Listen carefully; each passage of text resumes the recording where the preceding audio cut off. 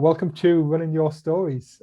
Here again with Anna Troup, who has now been renamed to Super Trouper, which started off by Richard, but I think that name's got to stick now. Since we last had Anna on, she's continued to do fantastically well, although there was a little bit of an injury in 2020, which we'll have a chat about in a little while. Summer Spine, Lakeland 100, and then an attempt at the Pennine Way FKT. How are you feeling now, Anna? I'm getting back to normal, Kev, if I'm honest. I've still got a very sore leg, but apart from that, I'm obviously thrilled that we all succeeded in bringing home the FKT, which wasn't actually clear at one point. But I've just got some really good memories of that last sort of 10 days. So, I'm feeling ready for a rest. I've taken myself out of Dragon's Back, which is, I think, probably the wisest thing I've done for a while. And I'm quite looking forward just to a chunk of training as soon as I can to get ready for Winter Spine. But that's sort of where I'm at the moment. So yeah, it's all good.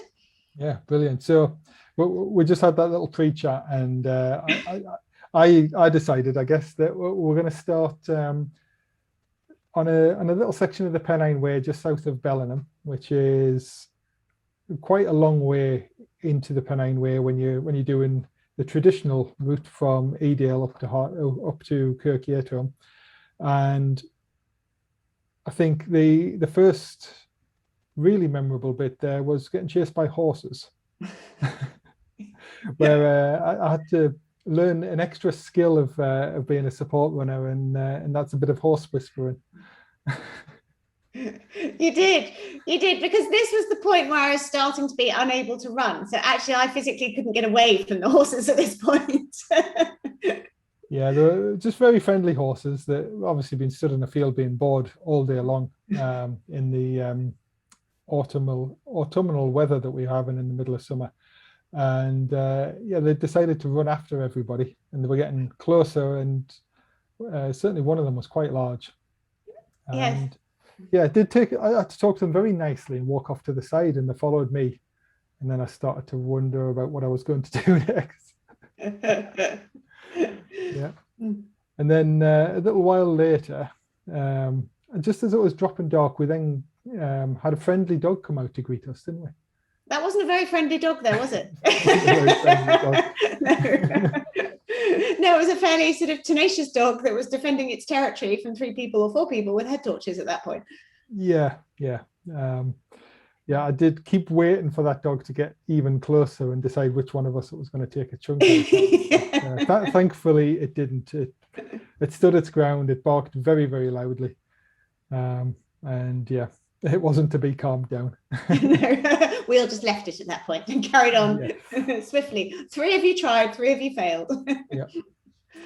And then it was a few fields later that I remember you grabbing a hold of my arm, screaming out in pain and saying, "I can't do this." Yeah, my leg was really, really quite sore, and you and I have just been chatting about it. I think if anything, any of us had actually looked at the size of it earlier on, none of us might have said this is a really good idea to carry on. Fortunately, none of us looked at it because it was dark. So I don't think I've ever been in that much pain running. I've been in pain because things get stiff and sore, but I have never been in that sort of proper physical pain where every step just really hurts because you're injured as opposed to just a bit sore. It was that was a pretty tricky time. I was reflecting back. I think it was that time, and then I was coming down into Burness, and then there was a couple of times on the Chiviots where I just truly thought, I don't honestly know if I can do this. So it was anything to do with descending, and any eccentric loading through that quad was just incredibly, incredibly painful. On the flat, I was fine. As you saw, once we set off from Burness, after you put your safety ropes in place, which I think you should explain, because I think it was really relevant, and I don't think I realised that you'd all thought about this. And when it was explained to me later, it was really, really sensible. So I came down, didn't I, into Burness in a lot of pain, and we thought, right, well, give me a quick sleep, a quick 10 minutes, and see if that sorts things out, because clearly a 10-minute nap is going to sort out an injury. But anyway.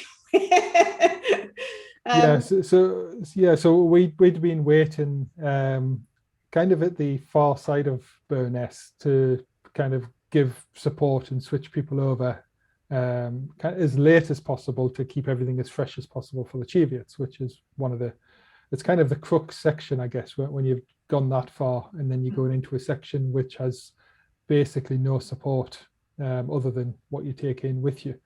So we were waiting there, would set alarms and things like that. And I was completely sound asleep. My body's somewhat programmed that it kind of knows when the alarm's going off and doesn't expect to be woken up before then. And then I have this strange dream that the door of the van opened and Richard was stood there talking to me. And I could not make out what he was saying. I remember apologizing to him that I couldn't understand anything he was saying. Apparently that was incomprehensible. And then he shrugged his shoulders and walked away. So what was happening at that point, which I worked out when I came round, was that there was panic amongst the runners who were out with you on that section as to how painful things were coming down into Burness. And they asked us to move the vans as close as we could to give you that support as early as possible. We were all kind of hoping that this 20-minute nap that you just mentioned was going to be like a 1 hour sleep.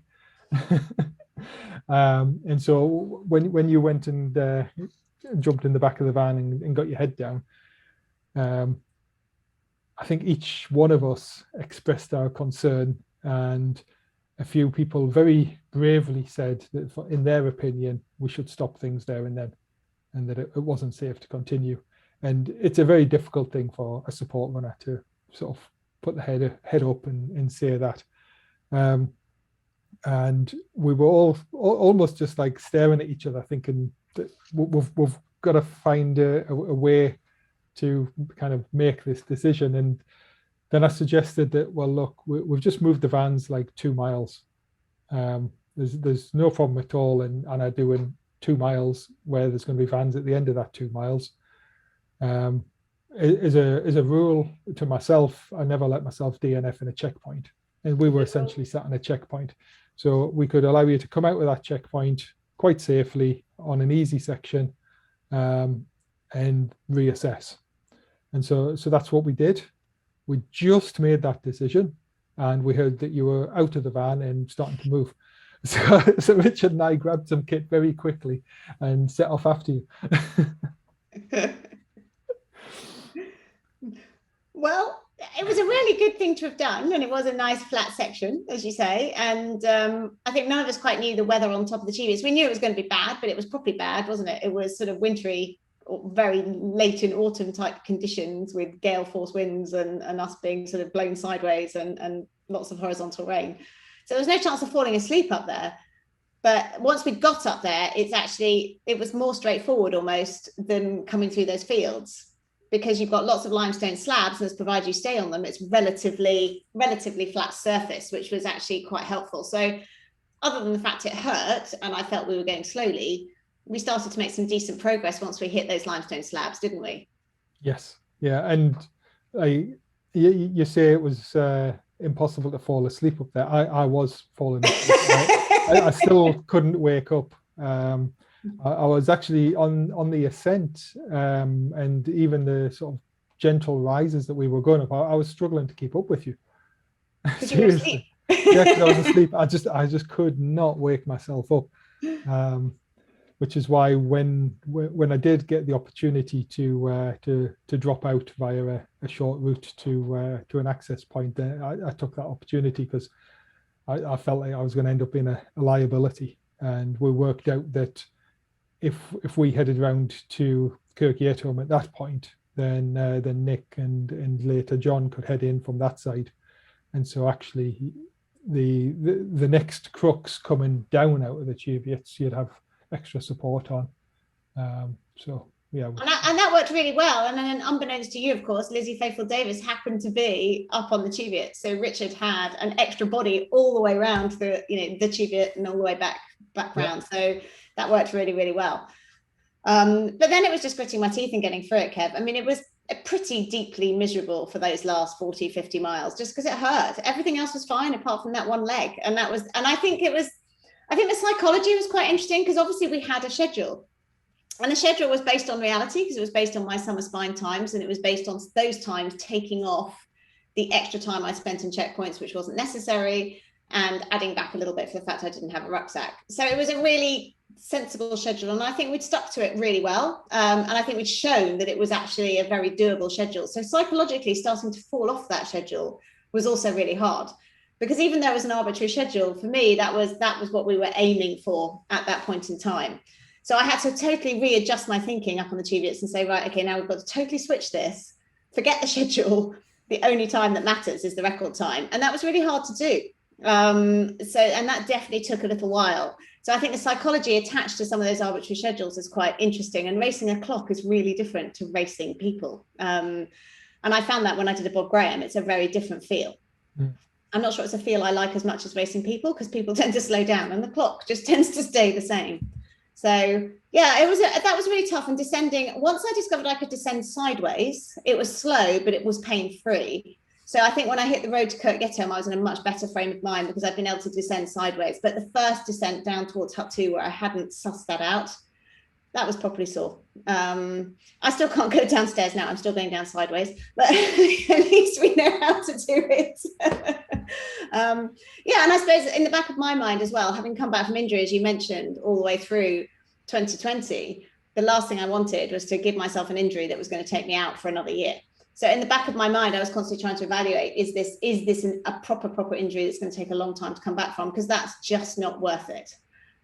Or is this something that's going to be 2 or 3 weeks and I'm going to rest then anyway? Does it really matter? So it was that evaluation that was quite hard to make, which is why I was relying on you guys and Richard as well to help me through with that decision. Because you're not really in a frame of mind to make it yourself. No, and I think, like you say, it's a very hard decision to make. I mean, what was clear, and will get confirmed when you see a medical professional tomorrow, is that from everything we could see and the way you were reacting to the bits of stretches and things we were trying to do, was that it always looked muscular. You know, it wasn't a broken bone, it wasn't an issue in a joint or something like that. Muscular injuries tend to be the quickest to heal. So yeah, it didn't seem something, as you say, kind of off the scale. Now I think it's probably at the extreme end of muscle injuries. But yeah, it did always look like a muscular injury.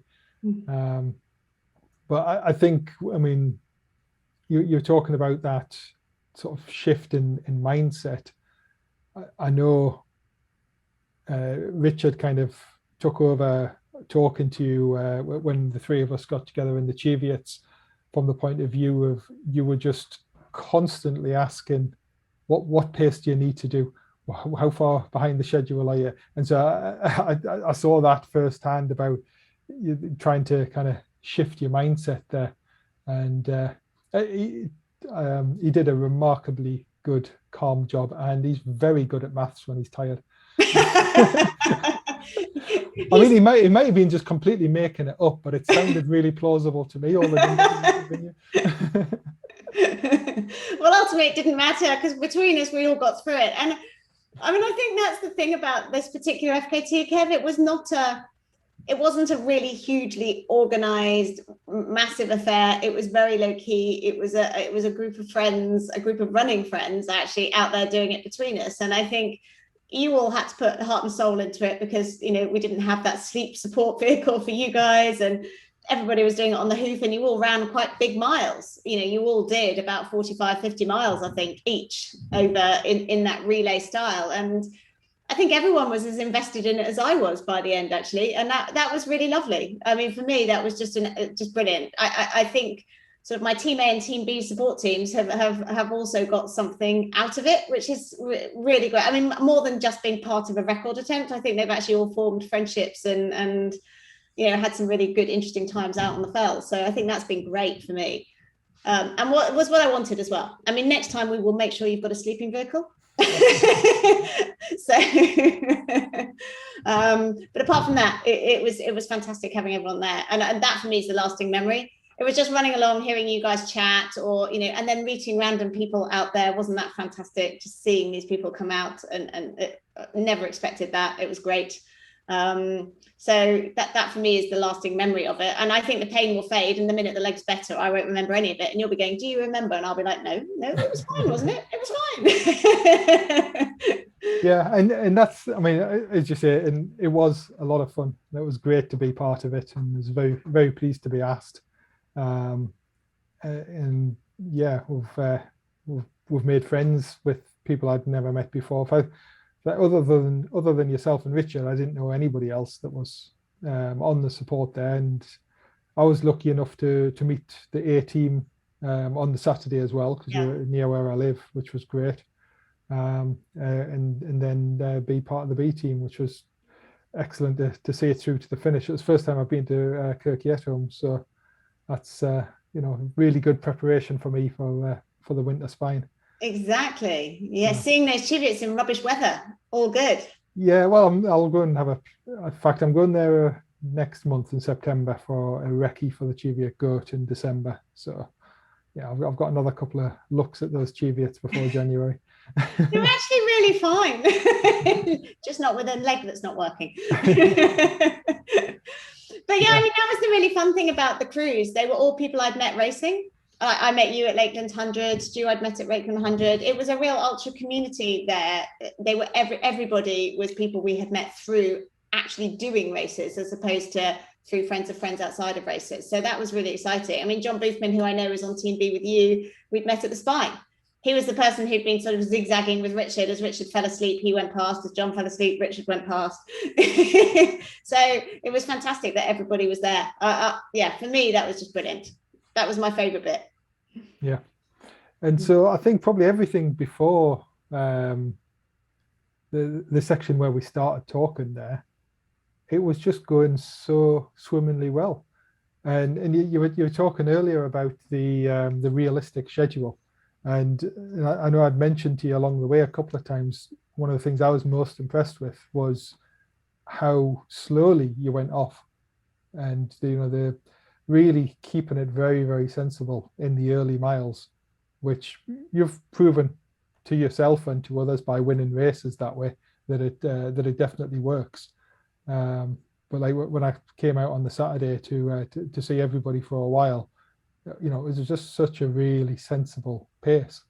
And yeah, I think that was the key. And if your quad hadn't gone the way it did, I think you'd have been looking at keeping your schedule, and that was looking for 6 hours off the record. So yeah.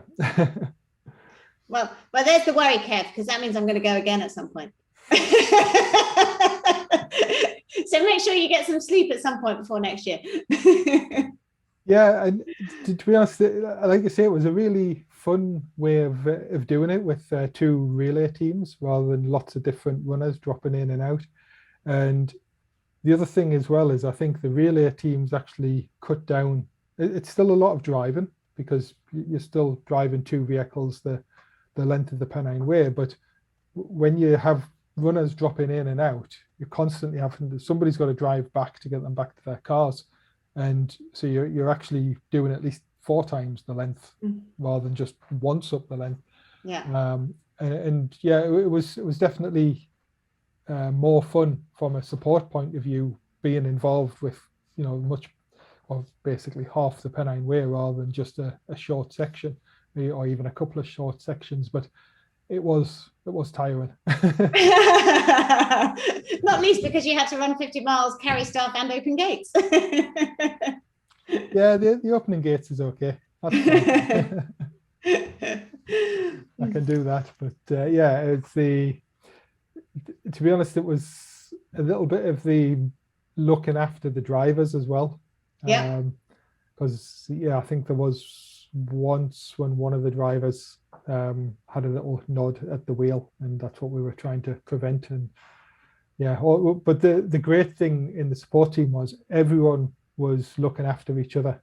Every one of us at some point said to each of the other ones, it's about time you got some sleep. Have you made sure you've had something decent to eat? You know, and it's great being in a team like that where everybody's looking out for each other. Yeah, it was good. It took us all a little while to get used to your special requirements with your with your cordial and your drinks bottles that has to be made to just the right strength. Knowing how many marmalade sandwiches to put under the hat. I know. and the thing referred to as hot lemon, which isn't a lemsip, which I think is what John thought it was at first when it was. No, that would be quite scary if I managed to down that many lemsips. No. Yeah, I know. John looked really concerned when it was first talked about till he realised what was going on. That it was just some hot water with some Jif in it, and that was okay. Yes. Oh, too funny. You thought I was dosing myself up all the way around. No. Yeah, because there'd been a conversation about like when you'd last taken some paracetamol, and then a conversation about and now get a hot lemon ready. And I could see him looking and thinking, what's going on here? And I just thought I'd leave him concerned for a few minutes before I did it to him. Yeah, no, there were no big drugs going on. No, again, that was all kept very sensible. Everyone on the sport team kept sort of checking in with each other and trying to make sure we kept track of things as well as yourself, like you say, with regards to just taking like paracetamol and things and making sure it wasn't going over the top and making sure you were keeping hydrated and things like that. You know, that's the where things can really seriously go wrong if you do abuse those things. So no, none of that was going on, Kev. No, I can confirm that. So I think the only drug that was used in abundance, which is completely allowed in sport these days, is caffeine. Oh yes, my Starbucks. Your yes. Cans of Starbucks coffee. They were working wonders for you.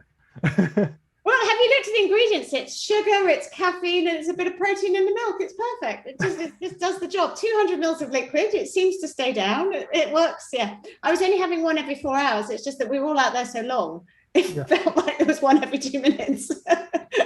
Yeah. No. Again, as you say, it was still kind of sensible gaps between them, but it was every time you came into the vehicles at the support point where we were asking, right, is the cake being eaten, have the sandwiches been eaten, have the bottles of juice, have they been drunk? And it was always just give me another can of coffee, maybe one sandwich or one wrap. Another coffee. We can go through 3 or 4 times before we change the drinks bottles, but can of coffee every time.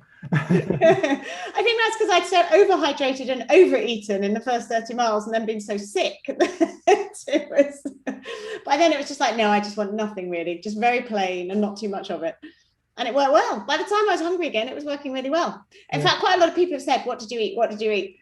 And I've just been able to say, well, after the first bit, not an awful lot, just a cheese and chili wrap, and some marmalade sandwiches, and that fantastic lemon drizzle cake that who's now name of lovely chap who was up on the top of Crossfell, David. Yeah, mega spine legend up on the top, whose daughter would make the cake. So we need to find that name, Kevin, remind ourselves. Yes, I'll definitely put it in the show notes if we don't remember before then. Because he was absolutely unbelievable up in the middle of Crossfell, in the middle of nowhere, in horrible weather with a fantastic spread, of which the lemon drizzle cake was amazing. And that was a real saviour for quite a few legs, actually. I'd have one piece of that across many legs, and that was it. Yeah, it looked really, really nice. I was very it wasn't for Sharon, some of it, but I realised that was the only thing that was going down at that point in time, and I realised I could not eat any of that. No, there were certain things that were not for sharing, and that was not for sharing. Everything else was everything else was there for sharing, but not the cake. Though John definitely wins the prize of being the human dustbin. He was well fed. Yeah, everything that was being prepared in the van by the lovely Sharon. It was like, there's half a banana here, John will have that. There's half a wrap here, John will have that. Something fell on the floor, John will have that. Kev, something worked. I don't know if you saw that man's Hardmoors result. It was pretty impressive. He certainly did. The FKT training is clearly the way to go. Yes. Yeah, and I think it's, like I say, all that extra sustenance that he had. We bulked him up a bit. Yeah, but actually, when you mentioned then about feeling unwell early on, it just reminded me I'd kind of completely forgotten, because I think early on you were exactly on schedule. You went, I think by the time you reached the first night, you were about an hour ahead of schedule. And then you lost that hour during the night. As I understand it, that's when you were throwing up. I wasn't throwing up. I had an upset stomach and felt very nauseous. And do you know, Kev, with the benefit of hindsight, I don't know if it was that I was feeling sick and therefore we were going slower, or that neither Tom or I really know the section. So the nav is going to be a bit slower. And it was dark. And I think when I did that section in the summer spine, and obviously Richard's taken my times from the summer spine, it was day. Yeah. And everything is so much quicker in daylight. So actually, I don't know whether we clearly slowed down against the schedule, but it was just interesting. The minute it became light, we picked it all back up again. Yes. So I suspect it was the dark as much as feeling a bit rubbish. I think so. I mean, one of the reasons why I kind of mentioned it as well is because, as we know, having done enough long stuff now, that even when you get fantastic results at the end, you've always felt rubbish at some point. And like you say, that was sort of 30 miles into a 260 something mile record run. You felt rubbish. And I did. In the scheme of things, it just didn't matter at all that you felt rubbish at that point in time. You've got enough experience. You didn't let it get on top of you. You just got on with things. And like you say, came late. You caught all that time up again. I think going into the second night, you were an hour up again. Yeah. So. Yeah, I think that working it through and then never stopping at a checkpoint, those are the two great pieces of advice that, I think come out of this. I mean, Tom, as you know, had stopped in Lakeland, and I think he really learned from that. You can feel rubbish, you can keep moving and never get to a checkpoint and stop. I think that's probably indelibly printed on his brain now. I'm sure he will never, ever DNF in a checkpoint again. So I think that is really good advice. And you can work through. I mean, that particular rubbish bit lasted a lot longer than normal. Normally you feel a bit rubbish for 2, 3, maybe 4 hours. This was 10. That wasn't funny, but that you will come out of it eventually. Your body will process all the stuff it's not happy about, get hungry, get thirsty, and then it'll get going again. So it's just sort of, working through it. You're right. It's just that experience that says, I can work through it. Yeah. It's not fun. It's not. Yeah. No, I had to work through it probably 4 times on the Lakeland 100, so I know it's not fun. It's not fun. And it was like the end of my decorum as well. It's like all these poor men I don't really know. Oh well, never mind. I'm just going to stop again. Yeah. But yeah, the benefit of knowing you all through racing was at least you've all been there. It was quite like, yeah, never mind. Yeah, so one of the other things that sort of really impressed me on this was probably the best way to summarize it is when I met you again about probably only 2 miles from Kirkyato. I just walked up on the path there, and it's in some ways maybe not surprising that you were really bright and cheerful, because by that time you've got a downhill piece of road to go to the finish. That wasn't good news actually on my leg down. Well, no, that's right. Remind you. but still, it was only a road. It was a matter of minutes, not hours, till you'll be off your feet. So you're going to be cheerful. But I think just as I saw you, you'd got a phone call or a FaceTime of somebody, and you were telling them all about all kinds of details, and I was really taken aback by how clear your thinking was and your speaking was, having not slept since about 5 a.m. on Saturday morning. I think you got up. And this was getting towards 12, probably was 12 noon on Tuesday. That's quite impressive, Anna. Well, it was really different having company. So in the spine, I definitely hallucinated. Mm-hmm. And I think I was in my own head so much that allowed the hallucinations. Actually, I always felt pretty with it. I don't know if that was pain that keeps you very centered, but I never felt like I wasn't there and I wasn't able to concentrate. So that was actually Nick's wife, Jess, on the phone. She called him. But you know, I can still recall all of my conversations with Lizzie Faithful Davis up on the top, and you know, most of those conversations with all of you. So I think having company makes a really big difference. And one of the things I loved was just running behind and letting you guys chat in front. When we had the option of 2 pacers, that was really, really nice, because you guys would just have a chat and I could just listen in. And actually I was taking it all in, but I didn't have to participate. That was really super. So yeah, the no sleep thing is weird, because in normal life I can't do it. But on those big races, I seem to be able to find a different way of dealing with the no sleep. And I can't explain why, Kev. I really can't. It's interesting, because I was going to ask you about that, about normal life. You know, how much sleep do you normally have? So we try and go to bed at sort of by 10, and so I sleep by 10:30, and we are usually up at about 6. Yeah. But I mean, I like 8 to 9 hours. I have to say, being a female and being older, my sleep's not nearly as good as it used to be, and I've had to learn just to go, oh well, I'm awake and it's 2:30 in the morning, but I may as well just chill out and I'm resting, and eventually I'll fall back to sleep again. But yeah, normally historically in my life I have been a sleeper, and I would never have put myself down as someone who could do these races without sleep. I mean, doing the Summer Spine obviously was the first one I've had to deal with, and I was really surprised. Well, you saw me in Lakeland 2019. I was really struggling on the no sleep. So I think discovering the coffee and discovering to keep moving, and I think if you can run, not walk, that really helps. I think the walking is quite monotonous, and it can actually drive you into this. So one of the problems I think coming down into Burness was I couldn't run, and so you start to get into this monotonous rhythm. It hurts, but you're starting to sleep on your feet, and that's a real problem. So I think if you can keep running and walking, that somehow keeps you awake. Yeah. So I'm sure for those out there for 7 days on the spine, it must be awful, because if you are doing more hiking, you just sort of almost lulling yourself into a snooze. Yeah, I think you're right about that. The walk versus the run, because it's something I've talked to people about before, about if you find yourself nodding off, one of the ways of waking yourself up is just to, you know, on a good piece of ground, just do 100 yards, not quite a sprint, but, you know, run fast for a short distance, get your heart rate up, your blood flowing, and it does waking you up.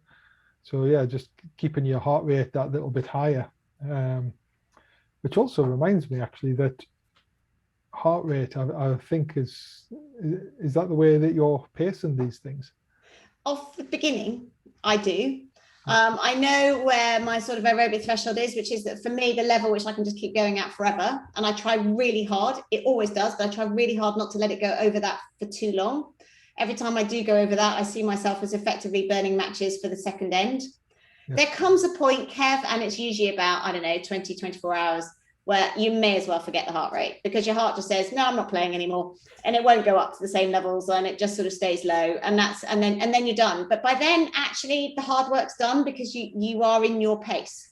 Yes. I thought it was really interesting, even going off on this FKT, you know, when you go off in a race, there is this build of adrenaline and almost nervousness. And in an ultra, it takes a while to settle into your pace. And once you're in your pace, you get this groove going, and then it just feels, somehow all the stress of racing disappears. You're just in your groove, and you kind of forget that you're racing.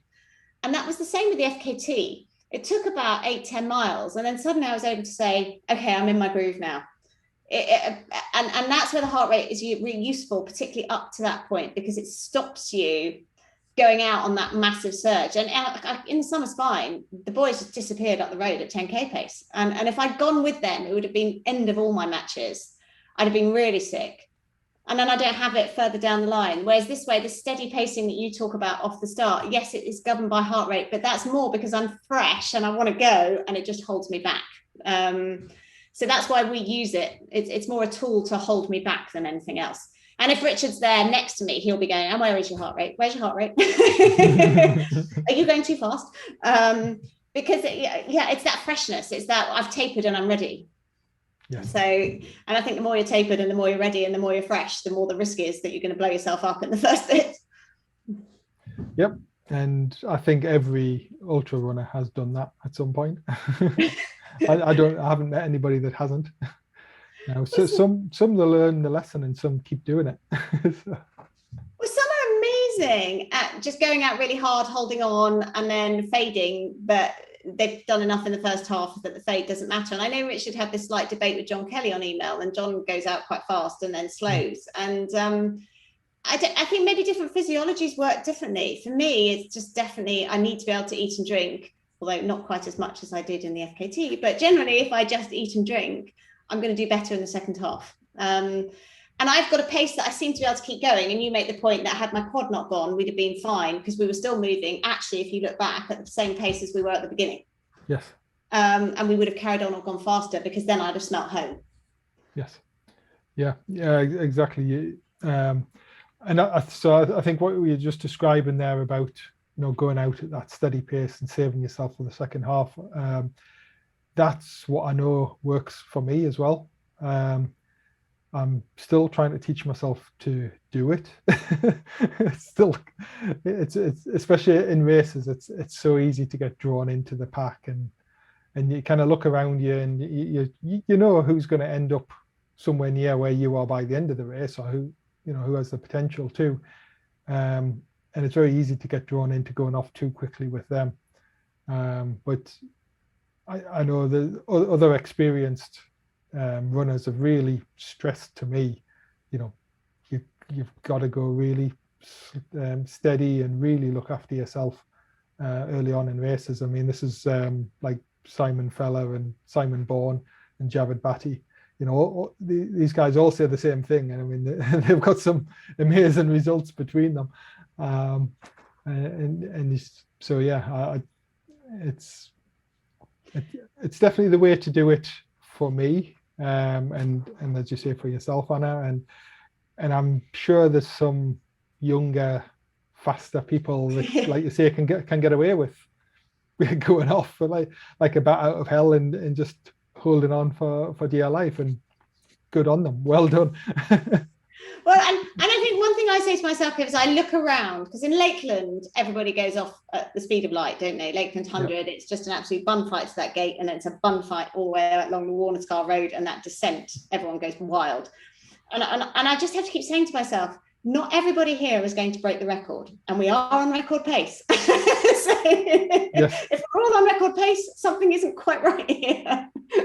So I just have to keep reminding myself, even at this pace, I'm now going faster than I will be. So just bring it back. I mean, which I think when we very first met in 2019 on the Lakeland 100, just after checkpoint 2, and we had a quick talk about the time we were on then, and if we'd continued at that pace, we were on for sub 24 hour, and because I think you were saying, oh, I'm slowing down too much. And I said, no, you're not. At this pace, we're going sub 24 hours. It's like we both need to, unless, because I didn't know you at all, unless that's the pace you're looking for, we really need to slow down and actually not speed up right now. So. And again, that's an interesting one, because that was back to another 100 that I'd done Wendover just less than 2 weeks before. So again, it was that the tiredness coming through in that first half, and then you sort of click into ultra mode and you're okay. And therefore, is there better speed if you? I have no idea. Kev. The funny thing with ultras is, like, we can talk about my quad and the FKT, and ultras throw something at you every single time. There is no such thing as the perfect race. So we can sit here and go, well, we'll go again next year, and we'll be on schedule, and something else will happen. I mean, that's right. I mean, I followed. There's what it's now sort of 5 records have been set on the Pennine Way in the last 2 years, and I followed each one of them quite closely. And I think the least amount that went wrong was John Kelly's second one. Yeah. And even then, that wasn't perfect. I think he's decided it's good enough for now. But even that had some things going wrong on it. Certainly, all the other 4 had some really bad weather at times, including yours. Like you say, that weather we had up on the Cheviot. Yeah, going to be buying completely new waterproofs before the spine in January. Because mine leaked all over the place. Oh, well, that was a good recce then, Kev. That was a good, useful. Yeah, I mean, well, it was good because I did already know that I was going to need new ones before then. But it's just, absolutely nailed it. Because it wasn't that cold. If you had good gear on, I don't think the sort of the standard air temperature wasn't particularly low that day.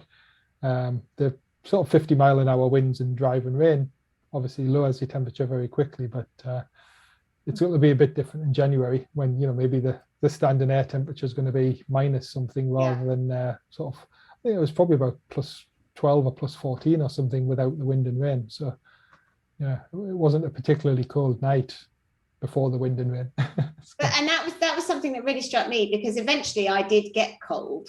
Yes. But then I was hanging on for the fact I knew the light was coming, and once the light came, it would slightly warm up, and I won't be able to hang on like that in the winter spine. So it's quite a different approach. It's going to have to be a different approach to that. Yeah, and I think that's why the times are so much longer as well in the winter, because as you say, the approach, or part of the approach, is you put on more layers and you're moving a bit more slowly under those layers, otherwise you're going to start sweating. So I think in some ways you almost got to compromise some of your uphill pace to not sweat too much, or find ways of layering where you can invent enough on the uphills. I haven't quite worked it out yet, but I keep trying.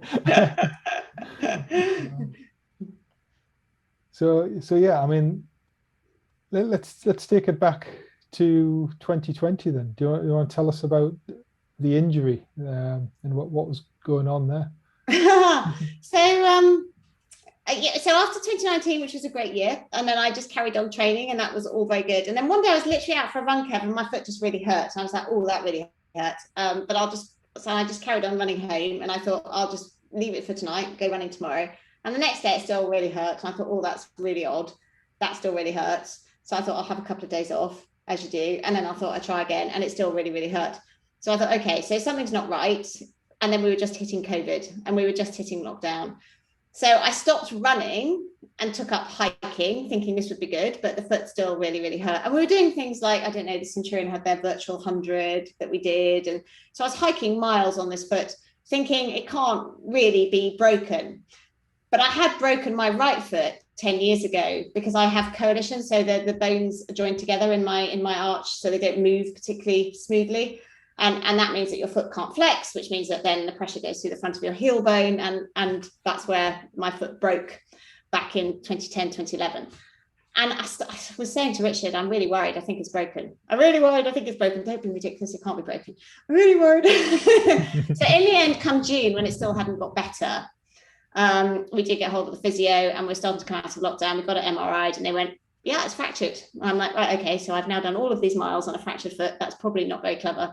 But at least in that time, I got onto my turbo. We'd started doing some weights. I had to be a bit careful with weights, obviously, straight through the front of my foot.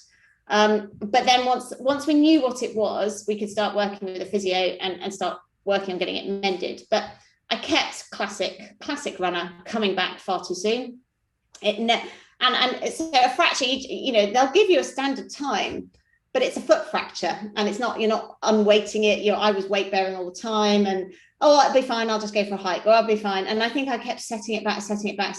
So it finally mended, I think, in April 2021, which actually, when you speak to a consultant, if you've been weight bearing on a fracture, that's not too bad. It's 9 months. It's actually, they're not at all surprised in terms of getting it back and getting it strong and getting it ready and able to run on it. They weren't at all surprised. But it was quite a frustrating 9 months, but also quite a liberating 9 months, because it meant I had to go back to really training on bikes, in the gym, doing S&C, all the things that they tell you to do, but you don't really want to do very often because it's not nearly as exciting as going for a run.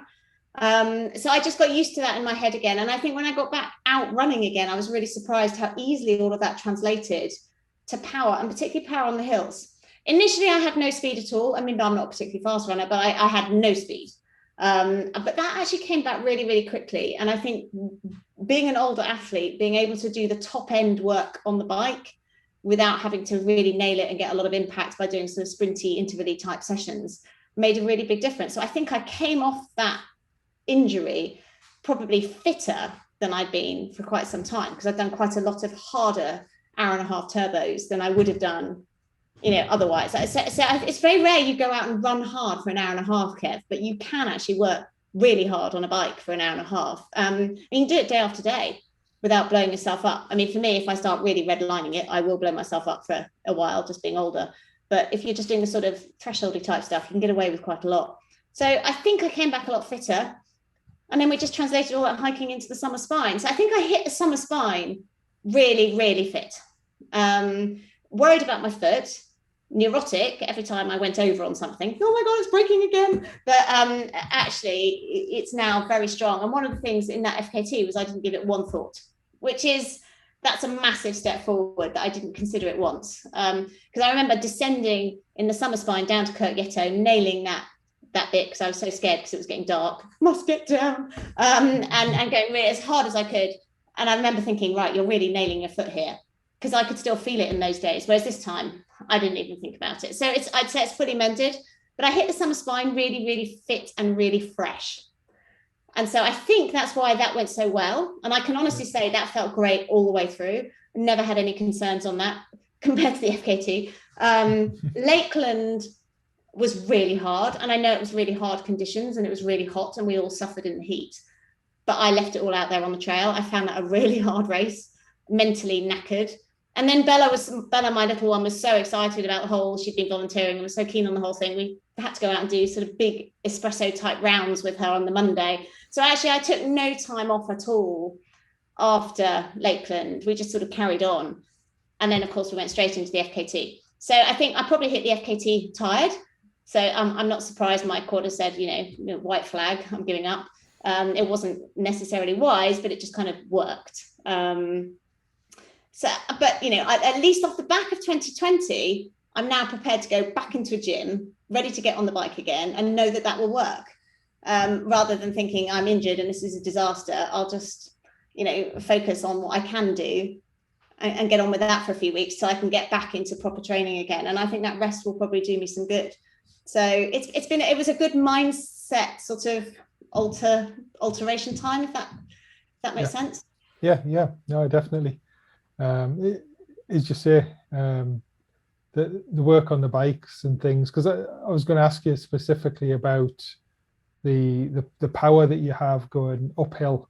I think your uphill speed. I know you're hiking uphill. There's very few people, Killian Jornet or somebody might run up some of these hills, but very, very few people in the world that would run up these hills on something as long as the Pennine Way. But your hiking speed up the hills is, more than 200 miles in, and I'm struggling to keep up with you when I've done like 40, 50 miles. So is that specific power training that you're doing for that? I think it's strong legs, which I think is this, I suppose the bike helps that because you're pushing, decent watts for a decent chunk of time. And most of these hills, particularly on the Pennine Way, don't last more than 20 minutes, do they really? Yep. If you get to the Alps, you can be going for an hour, but it's hard to do that in the UK. You're looking at 20 minutes, half an hour of hard hiking. And I suppose also what I found coming back was I was used to having my heart rate at a really chunky level on the bike. So if I saw that number on a hill, I just didn't blink. I was like, okay, well, that's fine. I can hold this for an hour. So where's the big deal? So I think I was quite used to just working hard as a result of doing that stuff on the bike. So I think it did make a difference. But I think it also came from doing quite big weights on my legs. So there's single leg squats and things that are just grim. I think it made a really big difference, Kev. I think it just gave you that sort of solid power. Yes. But also I sort of skip up hills. I've sort of developed my own technique where I use my poles. I sort of put in a skip, carry on walking, put in a skip. And I think it's that extra, Richard sort of analysed this because he gets left behind. But I think it's that little extra skip, which isn't quite a run and it's not quite a hike, which actually then sort of pushes me forward and keeps that momentum. So I'm a big fan of a skip. Yeah, well, it sounds like from what I saw of trying to figure out how is it that I can't keep up here, or how is it that I'm struggling to keep up going up these hills when you're doing those skips. I think you're using a lot of elasticity rather than having to then tire the muscles. It almost gives the muscles a rest for that skip while you're just springing forward, as you say. So when you talk about the strength work with the squats and things, and I'm asking all these questions now because I'm going to the gym to replicate whatever you want. Are you talking about like single leg squats with weights? Yeah, yeah, definitely. I mean, at the beginning you start with none. Yes. And then you just build up till you've got as much as I can physically carry in my hands, basically. And you know, so they were getting up to quite big levels. And now Richard has bought a big weights machine for us, which this year I haven't got to grips with, and I didn't get to grips with last year because we sort of hit it and then it arrived, because obviously with everything COVID, it took forever to arrive. And now it's arrived and it's in situ. And we will get to grips with it, which means I will go back to some fairly hefty weights on my shoulders, which takes us back to our rowing days, which is what we used to do when we were youngsters and we were rowing. So both of us were taught to lift as rowers, and I think that's quite important, because I think if you lift badly, that's asking for injury as well. Yes. And now we have to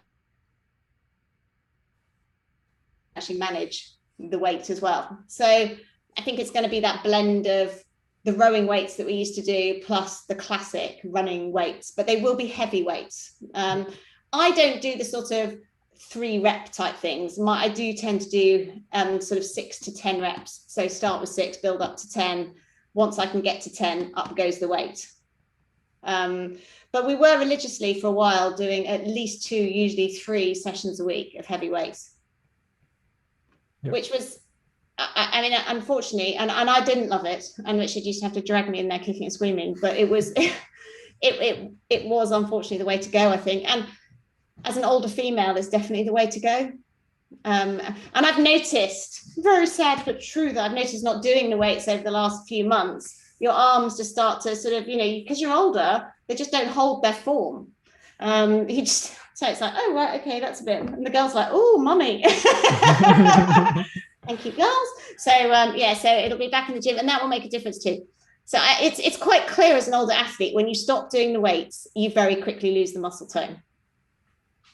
Yeah, I think sort of for myself, I've been training with somebody that had a slightly different philosophy, with a lot sort of much higher reps, more body weight kind of training, and I think it's made me more resilient for the sort of technical train, like on the Lakeland 100. That like in 2019 when I did that, my ankles and things felt quite battered, you know, and my feet were really sore. Whereas this time, the ankles, feet, and everything, within a couple of days, I was completely fine. You know, it's just not a problem. But if anything, I'm probably ascending the steep slopes slower than I was before. So I am already back in the gym on the heavy weights now, and actually, it's pretty quick that it comes back, isn't it? When you get back in there, and you second, third session, you're not far off where you'd left off, and yeah. So yeah, I mean, you do have to leave your ego at the door though, and say, you know, forget where you used to be. Yeah, no, absolutely. Because again, one of the things you're quite rightly highlighting about doing weights with correct form and you know, doing them really well, otherwise you can hurt yourself. So one of the things I almost always do is, when I'm out of the habit of doing those kinds of weights, I'll start off really light, just to get my form right, and sort of get the mindset, you know, really drop the weight down, but with the same bar and everything else, so that I can get it going right. When I'm happy with that, then I'll start increasing the weight. So it's certainly my first session back, it's like half the weight that I used to lift, you know, much lighter. Get the form right. And even then I had DOMs for nearly a week afterwards. Oh, that's horrid.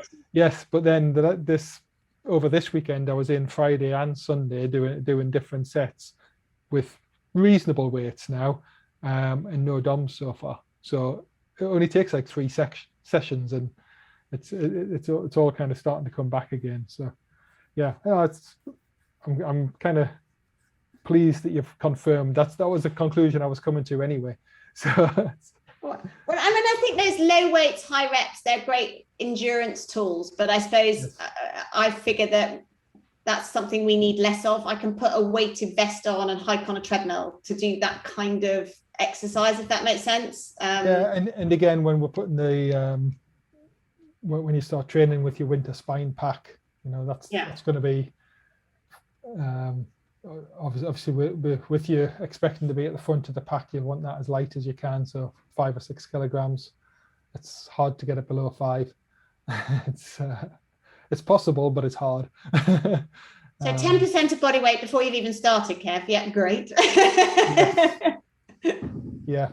So yeah, it's those packs are quite heavy, and as you say, I think you've got to give yourself time to build up to running with that much weight. And I don't know how much running I will be able to do with that much weight. It'll be quite interesting. Yeah. Although I suspect our summer ones with the amount of food in them weren't that far off. I didn't carry an awful lot of food, so we'll have to see. And I don't want to sacrifice the coffee, so they're quite heavy. It's going to be interesting. Yeah, but then if you got the coffees, you don't need to carry that amount of water, because you have to have 2 liters of water carrying capability. It doesn't mean you have to be carrying 2 liters of water. So no, that's true. You only need to carry the water that you need, but then you've got the cans of coffee, so you can reduce the water. So in that sense, they're not actually that heavy. No, that's true. They're just alternative water, better water, more exciting water. Yeah, just pour them into your water bottle and you're not carrying the can. Yeah, I have thought about that. Yeah, it's very convenient in your can, and otherwise your water bottle starts to taste disgusting. So yeah. Yes. Yeah. So I think something that we should make sure we do actually is just circle back through these 3 events. So summer spine we've kind of touched on a few times here, and I just wanted to make sure that we'll make it very clear that you were first lady, second overall, only behind Ian Keith, who is an absolute veteran of the winter spine and actually set a storming pace. And to be honest, I was not watching it all, and I didn't think he was going to sustain that pace. And that's the only person that was ahead of you. And it was a new ladies course record as well. Is that correct? Yes, that's the one. Yes. So yeah, when you talk about having a good race, that's breaking the record that Sabrina set. So, which became your theme for the summer, I think. Not deliberately. No, not deliberately at all. So yeah, absolutely phenomenal one. And then into Lakeland 100, which again, first lady, and faster than you did it in 2019. Yeah. And I must apologize, I don't know what the course record is on the Lakeland 100. Oh, it's really fast, and it's Beth, and that's so far unattainable. I thought it was. Oh my gosh, no, that is not on my bucket list. Yeah. That would take a new pair of legs and 20 years off my age, I think. Yeah, and then then the Pennine Way record, or FKT, whatever somebody's preference is, and you took, was it? I think was it just under 1.5 hours off that? I don't know. What was Sabrina? 74.28 goes to 72.46. So it's probably about nearly an hour and 3/4, isn't it? I don't. Yeah, something like that. Yeah. Nearly an hour and 3/4 off that record, which is pretty phenomenal. It has been an amazing summer. It has been, which is why time to call it quits and recover and get strong. Yep, it sounds like a good plan. Yeah. So I mean, I dream of having a summer like yours. Well, that's why I have to hold on to it, Kev, because it may be a dream next year or the year after. So you just got to enjoy them when you get them. Yes. Yeah. So I don't know if you have any further thoughts about, because you sort of said before that these three events were very close together and very little rest between them. And is it one of these things whereby when the going's good, keep going? In an ideal world, you would take more rest, but the world's never ideal. Is that a good summary? How would you put it? So I think there was some of that. I think the whole summer got changed around because of COVID. So we were down to race TDS this year. And I love racing a UTMB race. Whatever people think about UTMB races, I actually, both Richard and I really enjoy doing them. So I was due to go back to do TDS, but then we just looked at the travel and we looked at the whole shebang and thought, oh, and they gave you the option to defer. So we thought, right, we'll defer that. And we both had places in Dragon's Back. So there was this quite then big window between Lakeland and Dragon's Back where we could fit in the FKT. So the FKT, obviously pre-Summer Spine, had never even entered our consciousness or my consciousness, because poor old Richard probably would never have wished it to enter anyone's consciousness with the amount of admin he had to do.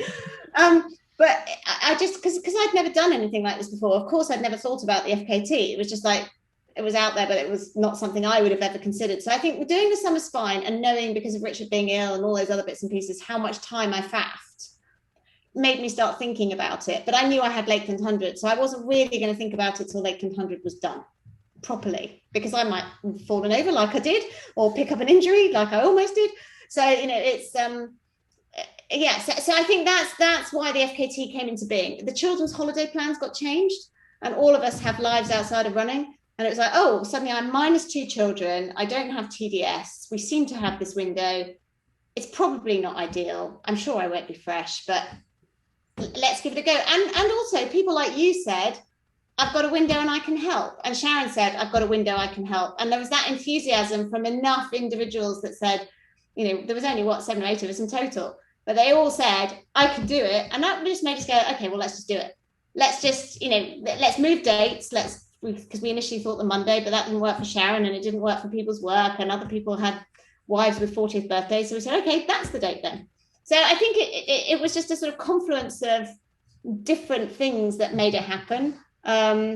Sure, it wasn't ideal. No, I'm 100% sure it wasn't ideal. It's that kind of thing they say, do not try at home. And we were probably quite close to it not coming off. And as you said, I was quite in pain at one point, many points, in the last 60 miles. And again, you probably wouldn't be suggesting that to your best mate as a good way of spending, 24 hours. So a lot of it wasn't perfect, but the end result was great. And we all had a good time, and that's ultimately what matters. Yeah. And I think even if we'd stopped at Burness, we'd all had a good time. We'd have been disappointed because you always like to finish things, but we'd have all said that was a good day out, a few days out. So, yeah, so that's how it all came to be. And Dragon's Back, if I'm really honest, as you know, I'm not a brilliant technical descender or, exposure person. And I've been worrying about that first day of Dragon's Back from the day that we actually sort of signed up. And I've been really worrying about the lack of showers and camping for 6 days. And then I spoke to Sabs and she was like, oh my God, the camping on Cape Ross. And I thought, oh, I've made the right decision. So I think that whole camping thing would have been horrid. Whereas Richard will go off and have a great time with the boys, and it'll be the right way around. So he gets to go off and play on his own, which is probably a good thing. So I think it's all worked out as things work out, but it probably wasn't perfect. But no ultra is perfect, as we've said. So yeah, exactly. And that was certainly part of what I was saying, is that life just isn't perfect. Ultras aren't perfect. And so, yeah, you got to just go with it, haven't you, sometimes? Yeah, and I think as long as you're prepared that it might not work out, then, and not beat yourself up if it doesn't work out. I think that's probably the key. And that's the bit I don't quite know yet. Would I have beaten myself up if it hadn't worked out? I think I'd have felt very guilty for taking people's time. And then maybe it would have felt a bit like a sort of whim as opposed to a thought out, planned out. But because it worked out, that's okay. So I think the next time, and there will be a next time I go for one of these things, I will make sure that I am completely fresh. But equally, that brings all its own nerves with it. Sometimes just going with it, you just don't have time to really overthink it. So yes, there's so many pros and cons, isn't there, Kev? You just have to. Yeah, there is. Yeah, maybe it's just if it feels right, have a go. Yeah.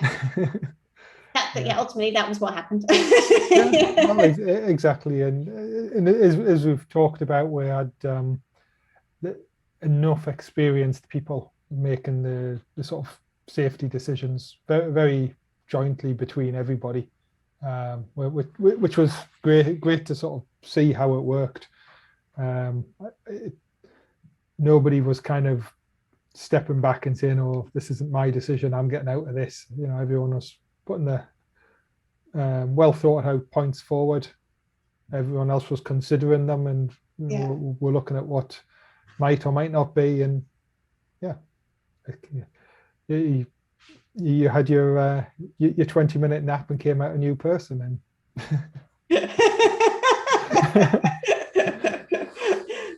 no, just a determined person. Okay, let's do fun. Yep. Yeah, so, it was a little bit of that kind of look that only a mother gets of, right, kids, we've had enough. We're just going to get this done now. Come on. Doesn't matter if your leg's falling off. Just let's ignore that for a while. In fact, let's none of us even look at the leg. That was clearly the way to go. It's quite funny that none of us had actually looked at the leg. Anyway, never mind. Maybe the moral of the story is always take a medic or a physio as part of the team, Kev. Mountain rescues all very well. Good runners are all very well. Maybe we need a medic or a doctor. Yeah, but I think you got more chance of not finishing it if you do that. Well, they might bring some sense into the situation. Yeah. Well, you can walk just about. It's true. Okay. You can nearly go downstairs. Nearly. Yeah. Could have been worse. What do I need? Yeah, it's made me actually have a week off. It's probably been the best thing ever. I'd have been running by now otherwise. Yeah. So, yeah, no, it's been great. It has been absolutely fantastic. So thank you so much for being a part of it.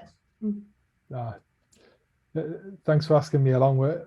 As you said to all of the supporters beforehand, you said, please come along to have a good time, and we all did. We remembered now and again that we were supporting you and opening gates, but the rest of the time it was just a road trip with spells of running. It was a good laugh. The perfect ultra runners road trip. How better could you spend your days off work, Kev? Yeah. Yeah. I'll try and think of something better for before next time. Yeah. No, it was, what else do you think we should cover off? Because I'm thinking, so people have asked me about nutrition, they've asked me about sleep, which we've covered off. What else they've asked me about injury, which I think we've covered off at length, and the safety on the fells, I think, which was important, we've covered off. Yep. What else do you think?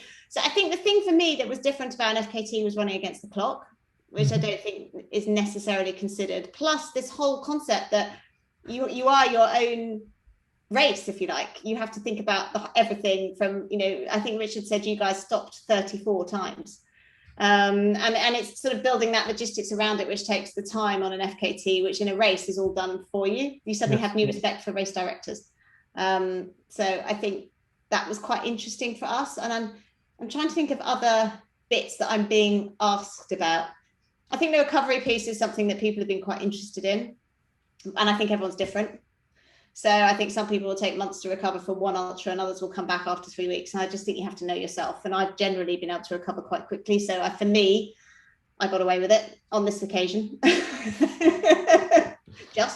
And now I'm being sensible. Other than that, is there other stuff that you think that, because obviously we were both in it, dealing with it. I mean, I think one of the things that struck me was how quickly the Pennine Way can change. So for anyone out there listening to this who's thinking about the spine, either winter or summer, you've got to be prepared for winter weather, whether it's winter or summer. And we saw that in the summer spine this year. But I think for us, the underfoot was quite wintry in places. It wasn't quite thigh deep, but I certainly watched Richard go knee deep on the Cheviot's. Yeah, I saw that. and face deep at one point. Yes, he did. He went for a roll, didn't he? That's yes. I forgot about that. So I think that's quite interesting for people, that the terrain, even though it's arguably summer, may actually be very wet. Yes. I think the other thing that people have asked about is feet. And you guys, I think we changed my shoes 4 times into a dry pair of shoes each time. Always the same shoes, but dry. We didn't do any taping. And I just there was at the very beginning, but it came off within about 5 seconds. Don't tell John. We won't tell John. John, don't listen to this part. So apart from John trying to sort of tape that one tape, that we gave up on that quite quickly. The socks, I just wore very thin, hilly monoskin sort of ankle socks, really, nothing. Whereas in the summer spine, I'd worn the long deck shell waterproof ones. And I think possibly my feet were in better shape this time, but I don't know if it's because we changed my shoes so frequently, which I didn't, and changed sand shoes and put the new chamois cream on. Yeah. So I think for feet is going to be key, isn't it? It is, and I think, like you say, that chance to have your feet completely dry for a period of time, when the socks and shoes are being changed, until you hit the next bog, your feet were dry, or until it rains enough, your feet were dry, and that keeps giving them a break. And that's certainly been my experience.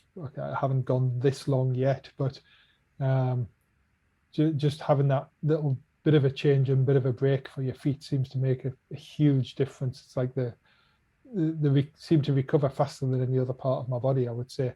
Probably because they get the most hammering and get used to recovering on a daily basis. But yeah, I think, because I mean, what I find with, like you say, whether you wear waterproof socks or not, I know Sabs wears them like right through the summer, and you know, I've talked to her about it before. But I find, which I found again this Saturday, I went out for a run, put waterproof socks on because the ground was really, really wet, like fully saturated this Saturday, and I wasn't on the Pennine Way, but I was very close to Pennine Way kind of area and kind of ground. And then it just rained so hard, the water went straight down my legs and into the socks. And I just came home with socks full of water. It was like wearing wellies. So I'd have actually been better off without the waterproof socks. The only difference was my feet were warm. They were warm and wet rather than cold and wet. But yeah. I think when like winter spine, when you're wearing full waterproofs, so you're not going to get water running down like the skin of your legs, it's going to be running down the outside of your waterproofs. I think waterproof socks add a lot. You know, a big benefit. I think in the summer it's debatable for me, but yeah, some people like them anyway, but some don't. And I think that's the other thing about the summer spine that is worth remembering. The grass gets very wet and dewy, so you are going to get wet feet if it rains or not. Yes, it's just in the summer, if it's nice weather, they dry, but ultimately you do start each day in dewy grass often. So the wet feet are a part of both. Listening to Gary Chapman, who joined us for that big section, that was amazing of him. He's so fascinating on everything spine because he's done it so many times. And listening to him talk to Rob about sort of feet, I was like, oh my goodness, I'm not taking this seriously enough. But I personally find that Assol chamois cream brilliant on my feet. I know it's designed for cycling, but actually for feet, I do find it works really, really well, particularly if it's reapplied. So I think that is worth people trying if they're finding they are blistering really easily. Yes, yeah, I completely agree. I mean, there's a few different kinds of, you know, some people use Gurney goo, and I think my preference is so it's a German foot cream called Gerholz foot cream or something. It's called some German name, and that's quite water repellent. So it's almost like a water repellent layer over your skin, which is really good. But again, you've got to try all these things out in your training. You don't want to try them for the first time in a race. But yeah, you've got to look after your feet. You're on them all the time, and the slower you go in, the further towards the back of the pack you are, the more you need to look after your feet, because it's one thing somebody at the front thinking, okay, I'll just run another 12 hours and get this thing finished, but I don't think I'll be running at the end. You never know, Kev, you might. You may well be running. I think that Cheviot piece is something that people should recce as well, because it's unbelievable how 25, 27 miles, how long it can feel up there. Yeah. I remember that from the summer spine. I remember it from this, last couple of weeks ago. It just goes on and on and on and on and on, and it is very samey. So I think knowing it would make quite a big difference. Knowing it really well would make a really big difference. Just psychologically knowing where you are and how far you've got to go would be really helpful. Yeah, actually, yeah, that just made me think of something else that we should talk about, because it was something that you and I talked about during this run as well, and that's breaking it down into sections. Was when you started to be in a lot of pain and you were getting a little bit overwhelmed about how far there was still to go. As you say, it was like the last 60 miles that you were in pain for. And that's 60 miles having already run 200. And yeah, we talked then again, something very well about just breaking it down and being in the moment. And sometimes it can also work for you not knowing how long there is to go. It's just, well, I am here. I will just keep moving forward along this piece of trail. I'm going in the right direction.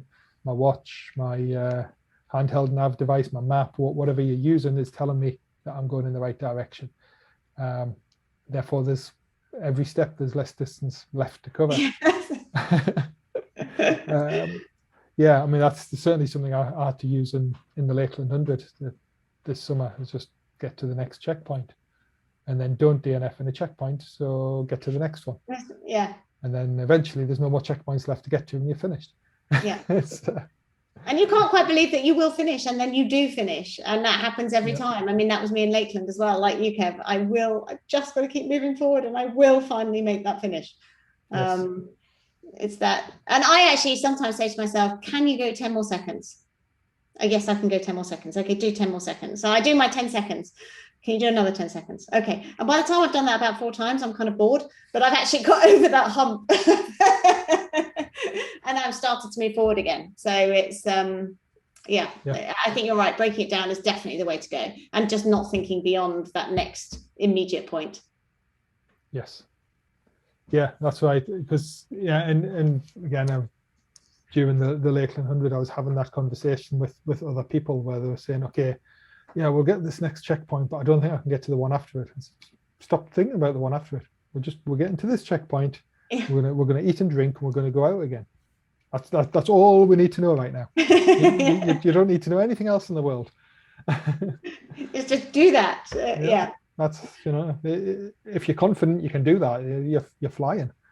But that's another interesting thing between an FKT and, say, one of the spine races, because obviously I had access to a van every 6, 7, 8, 10 miles, whatever it was, which was really nice because I had access to what I wanted, hot lemon generally, and just a sort of fresh sort of, okay, that's another section done.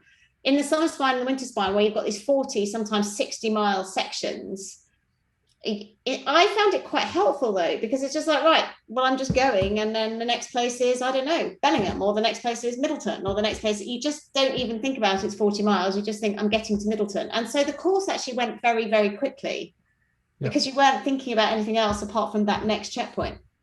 And as you say, when you get there, right, now I'm going to do my admin, and then I'll get sorted, and then I'll leave again. Yes. So I think you're right that breaking it down, and I quite liked that long distance. I think in some ways an FKT having a van relatively frequently is a dangerous thing. Yes, definitely. and I think, I mean, not wanting to give secrets away for how anybody can break your record, but if you didn't spend quite so long thanking everybody and being so nice and having a chat, you could have taken an extra 30 seconds to a minute off it every time we went to the van. But we wouldn't have had such a nice time, Kev. Yeah, swings and roundabouts. Yeah, but I do distinctly remember a few times, either myself or somebody else just saying, Anna, just start walking while you're you can keep talking, but just walk. It wasn't even while you were sat down. It was when you were just stood still talking. It was just like, just walk and talk. We can come with you. It's fine. Well, I did appreciate you all, Kev. You did. Oh.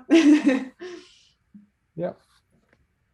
So yeah, I think that's everything that I can think of to talk about. I I mean, Great. we know we can talk all night because we have done on more than one occasion. No, it's absolutely phenomenal summer, and I'll watch your Strava to see if you actually do take some time off. I bet you're putting something on Strava tomorrow. There won't be anything proper exercise on Strava tomorrow. There might be the physio says on Strava tomorrow. Okay. Yes, very interested to hear what the physio says. Yeah, I'll put it on Strava so you can see it. Yeah, well, phenomenal summer, and we probably should maybe get together for some recce's in the winter conditions. Sounds very good. Yeah. Yes, I would love that. We'll make a plan. Yes, definitely make a plan. And I don't know if there's any places left in the Cheviot Court, but you were telling me at one point how much you would really enjoy being back in the Cheviots in winter conditions. I know, but I'm just not allowed to race again now, Kev. I promised myself no more racing till the winter fight. That's a good get out of my life about how much you were saying you never wanted to see the Cheviots again ever. But you've forgotten that already, so yeah. That's good. Yeah, that's ultra amnesia. It's everybody's favorite thing. Yep. Oh, it's been brilliant to catch up. Yeah. Thanks very much for your time, Anna. And thanks, Kev. Always a pleasure.